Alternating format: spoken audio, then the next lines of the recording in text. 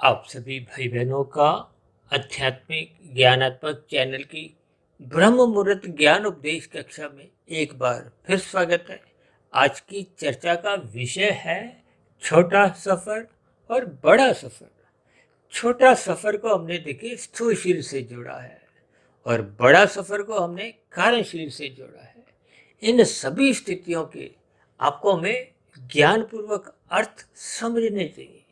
देखिए, छोटा और बड़ा में एक सामान्य स्थितियों में तो आप और हम अच्छी तरह परिचित हैं, लेकिन यहाँ सपेश दृष्टिकोण से छोटा सफर और बड़ा सफर का अलग अलग अभिप्राय है। तो देखिए, हम बस में बैठते हैं, मेट्रो में बैठते हैं, रेलगाड़ी का भी सफर करते हैं, हवाई जहाज का भी सफर करते हैं। यानी कि अपने जीवन में सफर तो हम करते ही रहते हैं। और कहीं कहीं तो देखिए, शास्त्रों में कहा गया ना कि आपका हमारा मिला हुआ जीवन भी एक सफर की भांति है।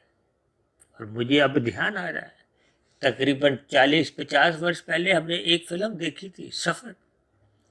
और उसमें कुछ गीत के बोल भी ऐसे थे कि ये जिंदगी का सफर समझ नहीं आता। समझ किस लिए नहीं आता कि मनुष्य अज्ञानता में जीता है, रजोगुण में जीता है, संसार की विषय भोगों की गलियों में ही अपना जीवन बिताता है, जिसके फलस्वरूप मनुष्य को ये अपने मिले हुए जीवन का उद्देश्य समझ नहीं आता, या यूं को कि वो इस स्थिति विशेष को बिना ज्ञान के समझ नहीं पाता। जो तो आपकी हमारी आत्मा देखिए तकनीकी रूप से तो पहले ही ज्ञान स्वरूप है, लेकिन फिर भी मनुष्य अज्ञानता में आ जाता है। और अज्ञानता में मनुष्य स्वयं ही आता है। किस लिए? क्योंकि प्रकृति के 3 गुण अलग अलग स्थितियां रखते हैं। तमोगुण को तो अज्ञानता से जोड़ा गया है, जबकि रजोगुण से भी कोई एक प्रकाश में स्थिति से नहीं जोड़ा जाता। हम तो अक्सर उसको धुंध से जोड़ते हैं। सत्वगुण को हम जरूर प्रकाश से जोड़ते हैं। इन सभी स्थितियों के अर्थ भी आप और हम ज्ञान पूर्वक समझ सकते हैं। देखिए, धुंध में तो आपको अधिक दूरी का नजर नहीं आता।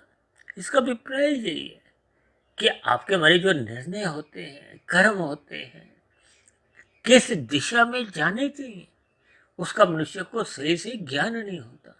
यानी कि राजसी मनुष्य का, संसारी मनुष्य का, या जब जब आप विषय भोगों में असक्त होते हैं, तो फिर आपका हमारा ज्ञान कुछ धुंधला सा होता है।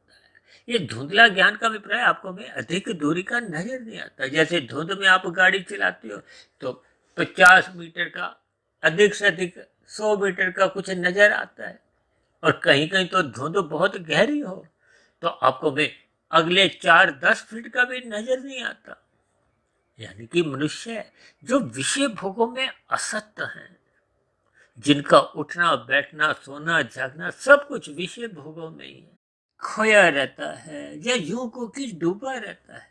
देखिए, आज मनुष्य ऐसे कितने हैं जो 24/7 यानी कि 7 दिन 24 घंटे एक सुख भोगा, फिर दूसरा, फिर तीसरा, फिर चौथा, फिर पांचवा, फिर तीसरा, फिर पहला। यानी कि वो थकता नहीं है, रुकता नहीं है, जब तक उसको अपने स्थूल शरीर की इंद्रियां जवाब नहीं दे देती। देखिए, स्थूल शरीर की जो 5 ज्ञानेंद्रियां हैं, नाक, जिह्वा, आंख, त्वचा, कान, ये 5 भोग्य विषयों का सुख भोगने में थकती नहीं है। इन सभी स्थितियों को आपको भी ज्ञान पूर्वक समझना है। देखिए, नाक गंध का सुख भोगना चाहती है, जिह्वा रस का, आंख रूप का, त्वचा स्पर्श का, और कान शब्द का। और इसी स्थिति से प्रभावित होते हुए वो अपनी दिनचर्या में जो हाथ पैर वाणी लिंग द्वारा जो अलग अलग कर्म करता है, वो भी भोग प्रवृत्ति ही होती है। जब इन सभी स्थितियों में ही मनुष्य का जीवन बीतने लगता है। देखिए, ये सभी स्थितियां स्थूल शरीर के स्तर पर है, इसलिए हमने छोटा सफर को स्थूल शरीर से संबंध जोड़ा है, और कारण शरीर को हमने देखिए बड़ा सफर से जोड़ा है। अब छोटा सफर, बड़ा सफर और कारण शरीर, इन 3 स्थितियों को हमने सफेद रंग से दर्शाया है, जबकि स्थूल शरीर को हमने काले रंग से दर्शाया। इसके पीछे का कारण क्या है? देखिए, परमात्मा सृष्टि के आरंभ में हम सभी मनुष्यों को कारण शरीर कहो, ये पूर्ण रूप से शुद्ध देते हैं। लेकिन जब हम स्थूल शरीर के स्तर पर विषय भोगों में असत्य होते हैं। देखिए, विषय भोगों में असत्य होने का कारण क्या है, ये भी शास्त्रों में समझाया गया। देखिए, स्थूल शरीर तामसी है, ये पृथ्वी जल अग्नि वायु आकाश का बना है। और जितने भी ये जो भोग्य पदार्थ हैं, जितने भी संसारी विषय हैं, ये भी तामसी इन पदार्थों के ही बने हैं। अब देखिए ना, आपका हमारा जो जन्म का कारण है वो पांच भोग्य विषय है। देखिए, इन स्थितियों को ज्ञान पूर्वक आपको में समझना चाहिए। अन्यथा शब्दों में मनुष्य जब भोग पूर्वक उनमें अटक जाता है, उनके भावार्थ समझता नहीं, तो फिर मनुष्य उन शब्दों पे ही उलझा रहता है, अटका रहता है। तो फिर उसके आगे की जो एक यात्रा है, देखिए, शब्दों से आगे की यात्रा क्या है, अर्थ की। अर्थों से आगे की यात्रा क्या है, भावार्थ की। जो मनुष्य अपने जीवन के उद्देश्य को, जीवन के भावार्थ को समझ नहीं पाता, तो फिर ऐसे मनुष्य स्थूल शरीर के स्तर पर ही अटके रहते हैं। ये शब्दों की स्थितियां देखिए, आकाश का गुण होने के कारण ये भौतिक है। अब भौतिक स्थितियों को अक्सर हम देखिए एक काले रंग से दर्शाते हैं। यूं तो आपका हमारा शरीर भी तामसी है। इस तामसी शरीर का विषय भोगों की ओर आकर्षण इसलिए भी होता है क्योंकि ये विषय भोगों का ही परिणाम है। यानी कि स्थूल भूत सूक्ष्म भूत की ओर सहज ही आकर्षित होते हैं। लेकिन गीता में इस स्थूल शरीर को, यानी कि मनुष्य जीवन के शरीर को रथ की संज्ञा देकर इसकी महत्ता समझाइए। क्योंकि 84 लाख प्रकार की योनियां हैं, वो स्थूल शरीर की है। ये स्थूल शरीर की अभिप्राय 84 लाख प्रकार की योनियों से ही है, जिसमें 80 लाख प्रकार की तो नीचे की योनि है। इनको आप नरक जोनियां भी कह सकते हो, दंडमय जोनियां, तामसी जोनियां, निकृष्ट जोनियां, किसी भी नाम से आप अधोगति की जोनियां का भी नाम दे सकते हो। यानी कि ये सभी जोनियां मनुष्य का जीवन में कोई विकास नहीं करती। देखिए, इन सभी स्थितियों को जैसे जैसे मनुष्य ज्ञान पूर्वक समझता है, और ज्ञान आता है सत्संग करने से। यूं तो तकनीकी रूप से आपकी हमारी आत्मा पहले से ही ज्ञान स्वरूप है, लेकिन भोगों में आसक्ति ही ये आपको में आरंभिक स्तर पे प्रमाद में लाती है। फिर प्रमाद में लाते लाते आलस्य में ढकेल देती है, जिसके फलस्वरूप देखिए, रजोगुण में तो आपको हमारा ज्ञान धुंधला होता है, धुंध में आपको मोटा मोटी तो नजर आता है। इसलिए तो हम बार बार कहते हैं, राजसी मनुष्य तो गलतियां करता रहता है, सात्विक मनुष्य कम गलतियां करता है, जबकि तामसी मनुष्य तो गलतियों में ही अपना जीवन बिताता है। ये तामसी मनुष्य का अभिप्राय आलस्य की स्थितियों से भी है। अब जब मनुष्य आलसी होता है तो वो अपने विषय भोगों को छीना झपटी करके भोगता है।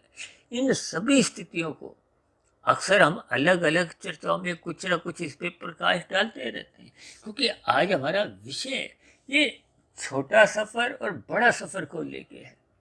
अक्सर हम छोटे सफर में अधिक सुखों को महत्व नहीं देते।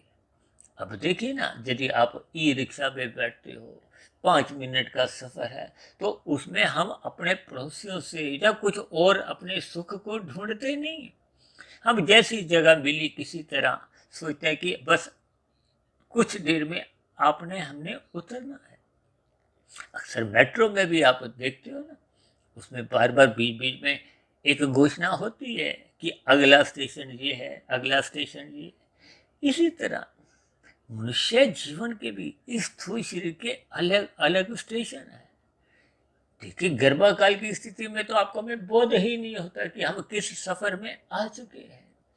शिशु काल की अवस्था में, जब गर्भाकाल के बाहर की स्थिति जो एक शरीर रूप में आपकी हमारी प्रकट होती है, शिशु काल के बाद की बचपन अवस्था भी आपकी हमारी लगभग अबोध बनी रहती है। अभी कुछ दिन पहले हमने वीडियो प्रसारित किया था ना, बचपन अवस्था को तमोगुण से दर्शाया था, युवावस्था को रजोगुण से दर्शाया था, और वृद्धावस्था को उस पर हमने एक प्रश्न चिन्ह लगा दिया था कि ये एक सात्विक होना चाहिए। अक्सर शास्त्रों में ऐसा माना गया है कि वृद्धावस्था आते आते मनुष्य का सतोगुण जगने लगता है। उसके पीछे का कारण क्या है कि आपको हमें बचपन अवस्था युवावस्था में की गई भूलों का एहसास होने लगता है। यानी कि तमोगुण रजोगुण की स्थितियों का बोध केवल सतोगुण में ही होता है। और सतोगुण में क्योंकि आपका हमारा स्थूल शरीर के स्तर पर कुछ ऐसी स्थितियां बनने लगती हैं कि मनुष्य का विषय भोगों से एक सहज ही वैराग्य जगने लगता है, क्योंकि स्थूल शरीर के स्तर पर वो विषय भोगों को भोगने में उतनी स्वस्थ नहीं रहती। देखिए, कहीं कहीं आपने अस्पतालों में कुछ ऐसी स्थितियां देखी होंगी कि वृद्धावस्था में आते आते आपको हमें अपना अन्न यानी कि स्थूल शरीर के स्तर पर आहार लेने के लिए भी तरल पदार्थ का सहारा लेना पड़ता है, और वो तरल पदार्थ भी किसी की कृमि नली द्वारा आपको हमें शरीर के भीतर पहुंचाया जाता है। और कहीं कहीं तो स्थितियां और बिगड़ जाती है, मल मूत्र त्यागने की स्थितियां भी इन कृत्रिम नलियों द्वारा ही कुछ व्यवस्थित की जाती है। इसका अभिप्राय क्या है कि स्थूल शरीर के स्तर पर आपके हमारी भोग्य इंद्रियां कमजोर पड़ जाती है। इन सभी स्थितियों को शास्त्रों में एक ज्ञान पूर्वक समझाते हुए एक सतोगुण विकसित शब्द से जोड़ा गया है, यानी कि वृद्धावस्था आते आते मनुष्य का परमात्मा की ओर, ज्ञान की ओर, सत्संग की ओर, गुरु के प्रवचनों को सुनने की ओर, शास्त्रों का स्वाध्याय करने की ओर सहज ही जगने लगता है। इसलिए हमने उस वीडियो में देखी बचपन अवस्था को क्वार्टर फाइनल से जोड़ा था, युवावस्था को सेमीफाइनल से जोड़ा था और वृद्धावस्था को फाइनल से जोड़ा था। जैसे परीक्षा में हम पहले घंटे को थोड़ा हल्के में लेते हैं, दूसरे घंटे को थोड़ा हम गंभीर होकर लेते हैं, और तीसरे घंटे में तो विशेष गंभीरता इसलिए आ जाती है क्योंकि उसके बाद तो पेपर छीन लिया जाता है। यानी कि वृद्धावस्था के बाद आपको हमें कुछ मृत्यु का एहसास होने लगता है कि आपका हमारा ये शरीर छीन लिया जाएगा, या मृत्यु की परछाई आपका हमारा पीछा करते करते इन सभी स्थितियों को आप ज्ञानपूर्वक समझ ही सकते हो। इसीलिए आज हमने इस स्थूल शरीर के साथ एक छोटा सफर, हालांकि छोटा सफर को हमने काले रंग से नहीं दर्शाया, क्योंकि मनुष्य जीवन तो एक अवसर है, ये कर्म जोनी है, साधना जोनी का एक अवसर है, यानी कि ये एक ज्ञानात्मक स्थिति से जुड़कर ही आपके मेरे जीवन की एक सफलता है, आपके हमारे मिले हुए जीवन की एक सार्थकता है। और यदि हम मिला हुआ जीवन भले ही ये छोटा सापेक्ष रूप से कहा जाए, यूं तो आपका हमारा मिला हुआ जीवन देखिए 80-90 वर्ष का भी बहुत बड़ा लगता है, कभी कभी तो एक दिन भी आपको बहुत बड़ा लगता है, विशेष रूप से जब हम सत्वगुण में अपने आप को स्थित करने का प्रयास करते हैं। अक्सर आप देखोगे ना, किसी की मृत्यु के बाद शोक सभा भी होती है, अक्सर ये 1 घंटे के कार्यक्रम में भी अक्सर एक राजसी मनुष्य है उस 1 घंटे के भी अंतिम 10-15 मिनट में पहुंचते हैं, और उस 10-15 मिनट में भी उनको असहज स्थिति लगती है। किस लिए? क्योंकि जब रजोगुण बिगड़ जाता है तो फिर सतोगुण में मन टिकता नहीं है, स्थूल शरीर रुकता नहीं है। देखिए, ये बहुत ही व्यवहारिक स्थिति है। अक्सर इन सभी स्थितियों पर हम थोड़ी खुल के चर्चा इसलिए नहीं करते क्योंकि आरंभिक स्तर पर जो राजसी मनुष्य होते हैं वो इनका थोड़ा अन्यथा में लेते हुए कुछ बुरा भी मान जाते हैं। हालांकि कटाक्ष रूप में कही गई बातें जब आपके मेरे जीवन में एक सकारात्मक परिवर्तन लाती हैं तो निश्चित रूप से मनुष्य का मन बुद्धि जगने लगते हैं। देखिए, मन ही बंधन का कारण है, मन ही मोक्ष का कारण है। इसलिए तो शास्त्र बार बार कहते हैं रजोगुण की उपेक्षा करो, यानी कि संसारी विषय भोगों में आसक्ति की उपेक्षा करो। विषय भोगों को एक मर्यादा तक, एक अवस्था तक ही ग्रहण करना चाहिए। यही ज्ञान उपदेश भगवान श्री कृष्ण जी ने गीता में अर्जुन के रथ के 5 घोड़ों की स्थितियों को, यानी कि घोड़ों की लगाम अपने ही हाथ में रखते हुए एक ज्ञान उपदेश दिया कि आपको हमें परमात्मा की सम्मुखता मन बुद्धि के स्तर पर बनानी होगी। और ये सम्मुखता तो तभी बन पाती है जब बुद्धि में विवेक शक्ति जगती है। विवेक शक्ति जगने से ही वो मन पे नियंत्रण पा सकती है, अन्यथा मन तो देखिए मन मर्जी करता है, मन को मनपसंद चीजों में ही रुचि होती है, और ये रुचि तो देखिए विषय भोगों पे सहज ही बनी रहती है। अब क्योंकि युवावस्था में देखिए रजोगुण की प्रधानता होती है, विशेष स्तर पर ये छलांगे लगाता है। इसी छलांगों को मद्देनजर रखते हुए देखिए आपके हमारे जीवन में विभिन्न प्रकार के जो 16 संस्कार रखे हैं वो आपके हमारे जीवन को एक मर्यादित रखते हैं। और युवावस्था में ये रजोगुण को एक मर्यादित रखने के दृष्टिकोण से ही एक विवाह का संस्कार रखा गया है, ताकि तन के स्तर पर आपका हमारा रजोगुण बिगड़े नहीं। और आजकल तो देखिए लिव इन रिलेशनशिप जैसी स्थितियां जो एक बिगड़ा हुआ रूप बनाती जा रही हैं, जिसके फलस्वरूप संस्कार, धर्म की स्थितियां कमजोर पड़ने लगती है, मर्यादाएं टूटने लगती है। और शास्त्रों में तो पहले से ही आगाह किया गया है, चिताया गया है, एक चेतावनी दी गई है कि यदि रजोगुण बिगड़ेगा, देखिए इसलिए कहा गया रजोगुण को सतोगुण की लगाम से नियंत्रित रखो, जिसका उपदेश भगवान श्री कृष्ण जी ने गीता में दिया। और यही ज्ञान उपदेश प्रभु श्री राम जी ने विभिन्न मर्यादाओं का पालन करते हुए त्रेता युग में ये ज्ञान उपदेश दिया है।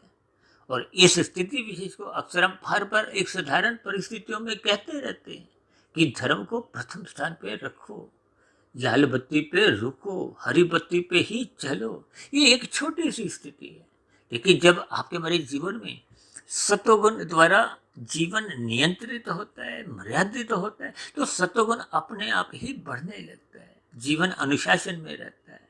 अनुशासन का अभिप्राय क्या है कि जब रजोगुण सतोगुण के अनुशासन में रहता है, अनुशासन का मतलब ही है कि हम किसी बड़े की आज्ञा में रहते हैं। इसलिए तो कहा जाता है गुरु के प्रवचनों को सुनो, गुरु की आज्ञा में रहो। जैसे विद्यार्थी एक शिक्षक अध्यापक की आज्ञा में रहता है, तभी तो वो पढ़ाई में अच्छे अंक लाता है। और यदि हम गुरु की आज्ञा में नहीं रहते तो आपके हमारे जीवन रूपी जो एक परीक्षा है उसमें हम फेल हो जाते हैं। फेल होने का अभिप्राय क्या है कि आपका हमारा कर्माशय बिगड़ चुका होता है, संस्कार बिगड़ चुके होते हैं। और फिर बिगड़ा हुआ कर्माशय, बिगड़े हुए संस्कार, मरने के बाद ये जो नीचे की 80 लाख प्रकार की तामसी निंदनीय कष्टमय जोनियां, उन जोनियों में कर्मफल सिद्धांत के अंतर्गत आपको में उन जोनियों में जाने को प्रकृति बाध्य कर देती है। और नीचे की तो ऐसी कितनी ही जोनियां जिनके आप पर हम नाम सुनकर भी कांप उठते हैं। देखिए उन जोनियों में भी आज जितने जीव हैं, वो सभी जीव भी कभी ना कभी मनुष्य योनि में थे। उन्होंने भी अपने स्थूल शरीर द्वारा जो मिला हुआ जीवन था, उस छोटे सफर की स्थितियों को विषय भोगों में असत करते हुए कानून का भी उल्लंघन किया होगा, शास्त्रों के भी विरुद्ध निषेध कर्म अधिक करते होंगे। देखिए प्रकृति की व्यवस्था में आपका हमारा छोटे से छोटा किया गया पाप कर्म भी एक स्थिति विशेष के बाद वो फलित होता है। इसलिए हम पाप कर्मों को एक गैर जमानती वारंट से भी संबोधित करते हैं, यानी कि किसी भी प्रकार की कोई छूट नहीं है, कोई डिस्काउंट नहीं है, यानी कि उनकी कोई जमानत नहीं है। हालांकि परमात्मा देखिए न्यायकारी के साथ साथ परम दयालु है।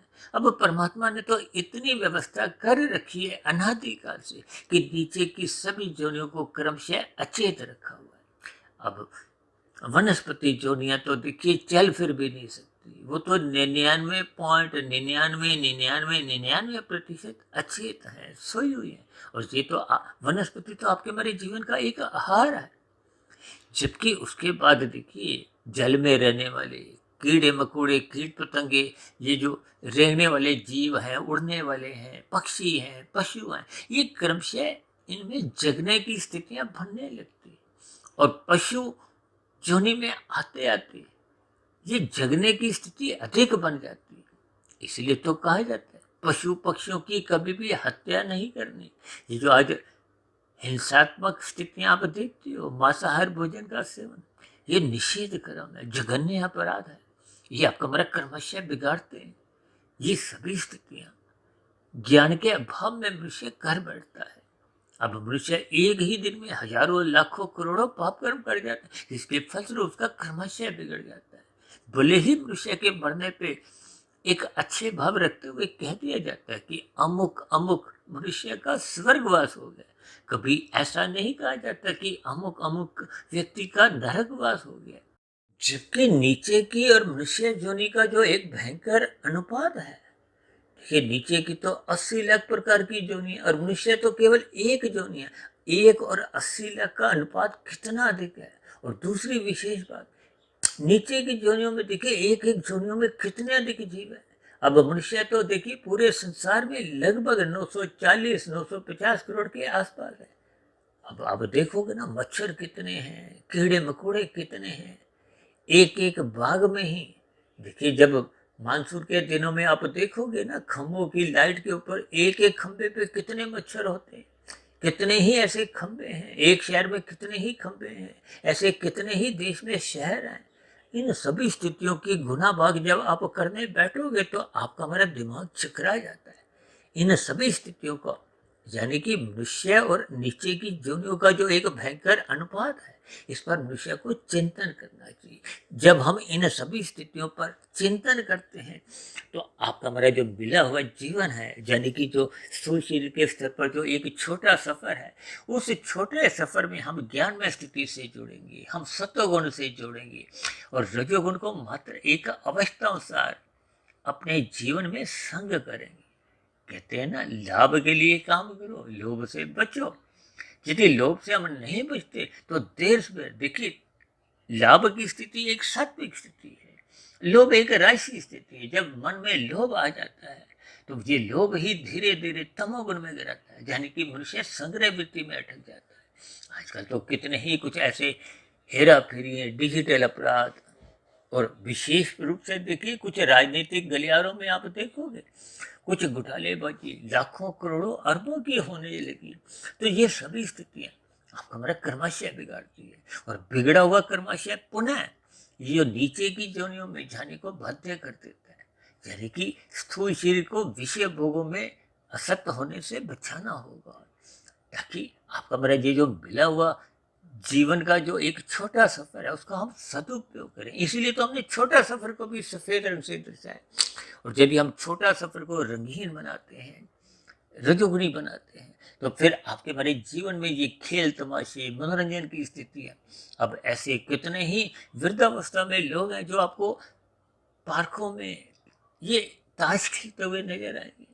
अक्सर ऐसे मनुष्यों का कुछ ऐसा कहना होता है कि टाइम पास हो रहा है। देखिए, मनुष्य जीवन कोई टाइम पास करने के लिए नहीं मिला। इन सभी स्थितियों को ज्ञान पूर्वक समझना चाहिए। मनुष्य जोनी श्रद्धा पूर्वक सत्संग करने के लिए मिला है। फिर इस किए गए सत्संग का मन बुद्धि के स्तर पर ब्रह्म मुहूर्त में उठकर चिंतन मनन करना चाहिए, ताकि ये शोध की स्थितियां सहज ही बनती जाए। देखिए, जब तक चिंतन मनन शोध के रूप में कार्यशील में नहीं पहुंचता, देखिए श्रद्धा पूर्वक किया गया सत्संग 1% की सफलता है, ये स्थूल शरीर की सफलता है। जब हम मन बुद्धि के स्तर पर इस पर चिंतन मनन करते हैं तो ये 10% की सफलता है। और जब तक कार्यशील में वो शुभ संस्कार पहुंचते नहीं है, इसलिए तो हमने कार्यशील को बड़ा सफर कहा है। क्योंकि बड़ा सफर इसलिए, क्योंकि यदि आपका हमारा मिला हुआ जीवन में हम मायातीत की स्थिति में नहीं पहुंचते, देखिए यदि हम पुनः मनुष्य जोनि की प्राप्ति कर लेते हैं, वो तो मनुष्य जोनि की प्राप्ति तभी मिलती है जब आपका वर्तमान जीवन एक मर्यादित बीता हो, भोगों में आसक्ति से हम बचे हों, यानी कि आपका हमारा कर्मशय संस्कार बिगड़े नहीं हो, तो पुनः आपको हमें मनुष्य जोनि मिल जाती है। और यदि ये बिगड़ चुका था, यानी कि यदि हमने जीवन का ये छोटा सफर ये विषय भोगों में आसक्ति करते हुए अपना कर्मशय बिगाड़ लिया था, विशेष रूप से देखिए जब मनुष्य पाप कर्म करता जाता है, क्योंकि पाप कर्म गुणात्मक रूप से हजारों लाख होने लगते हैं।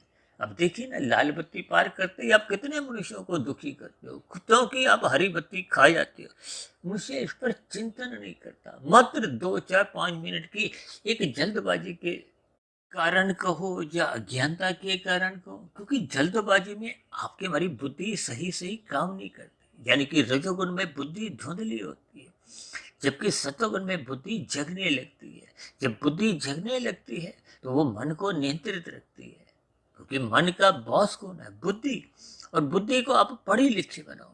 मन तो देखिए अक्सर अनपढ़ गवार ही बना रहता है तब तक जब तक इसकी भोगों में आसक्ति होती है, क्योंकि भोग अल्पकालिक सुख देते हैं। और मैं तो कभी कभी यहाँ तक कहता हूँ कि देखिए आपके हमारे जीवन में ये जितने भी राशि सुख हैं, ये तो मिनटों के आते हैं, घंटों के आते हैं, या ज्यादा से ज्यादा दिनों के आते हैं। जबकि इन सुखों को भोगने में यदि मनुष्य अमर्यादित हो जाता है, तमोगुण का संग कर बैठता है, तो आपके हमारे दुख सालों की, जीवन भर के, और बाद में एक नीचे की जोनियों की अधोगति की स्थितियों के रूप में लंबे समय तक आते रहते हैं। इसीलिए तो हमने बड़ा सफर कहा है। यदि मनुष्य जीवन वर्तमान जीवन में साधना करते हुए मायातीत की स्थिति को नहीं पहुंचता, तो फिर उसका ये जो कार्यशरीर बिगड़ जाता है, यानी कि अंतिम जन्म बनने की बजाय फिर ये आदि जन्म का कारण बनता है। तो आदि जन्म में फिर वो नीचे की 80 लाख प्रकार की योनियों में, देखिए किसी का कर्मशय अगर 90% पाप कर्मों का है, पुण्य कर्मों का 10% है, तो फिर वो 90 से 10% आने में हजारों लाखों करोड़ों अरबों खरबों पता नहीं कितनी योनियों में, यानी इसीलिए हमने कारण शरीर के साथ एक बड़ा सफर कह दिया है। यानी कि नीचे की जोनियों में पता नहीं कितना लंबा वो सफर तय करना पड़ता है। हालांकि प्रकृति तो आपका हमारा हर क्षण विकास करती है, क्योंकि जैसे जैसे वो 90% के पाप कर्म घटते जाते हैं, घटते घटते देखिए वो जब 10% के अनुपात यानी कि पुण्य कर्मों की बराबरी कर लेते हैं, तो फिर पुनः मनुष्य जोनि मिल जाती है। अब इस मिले हुई मनुष्य जीवन के अवसर को आपको में समझना चाहिए, इसलिए हमने ये स्थूल शरीर को या मनुष्य जीवन के अवसर को एक छोटा सफर से जोड़ा है।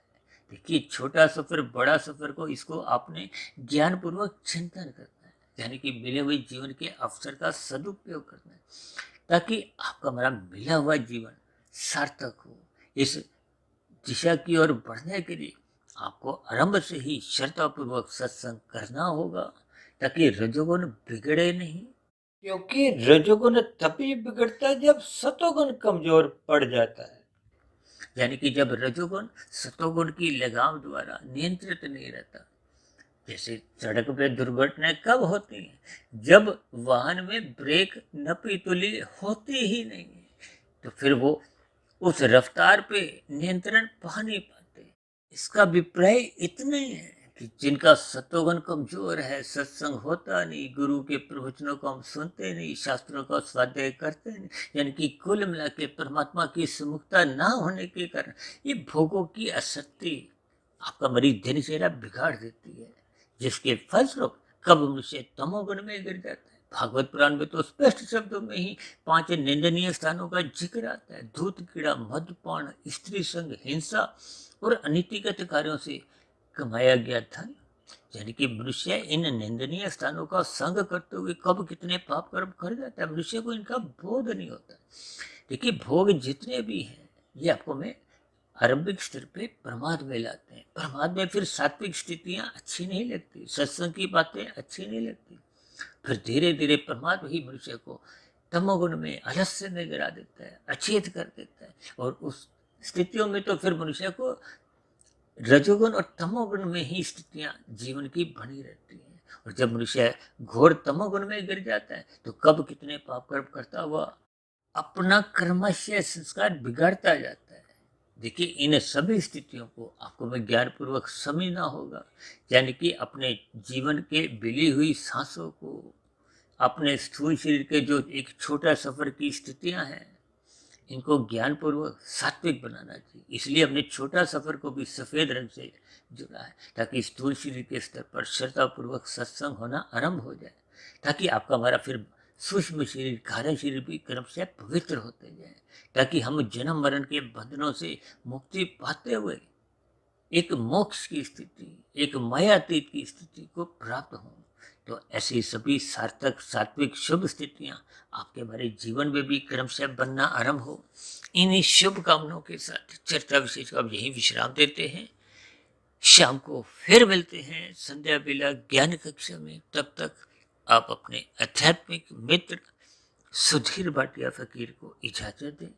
फिर भी आज की वीडियो संबंधित आपके मन में कोई प्रश्न उठ रहे हो, कोई मेरी कही गई बातों पर आपको कोई आपत्ति हो, मेरी कही गई बातें आपको तर्क संगत आधी अधूरी ही लगती हो, तो फिर आपके प्रश्नों का, सुझावों का और शिकायतों का नीचे दी गई कमेंट्स बॉक्स पर सदा ही स्वागत है।